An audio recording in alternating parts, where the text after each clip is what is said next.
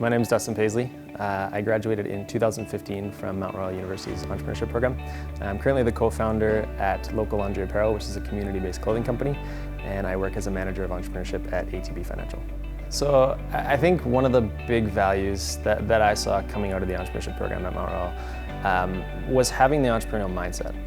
And to put that into context, really what that does is it allows you to think a little bit more creatively, to think outside the box, and to look at things, to look at challenges a lot differently.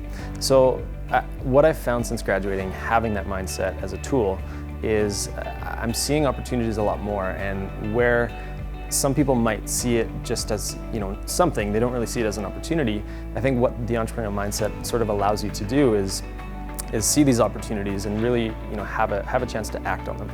So whether that's working on my own company or whether that's working inside a large bank, most people would think that banks are not entrepreneurial, but having that mindset really allows you to in any position or any work that you're doing, find these little opportunities that you're able to kind of take advantage of and doing something with them.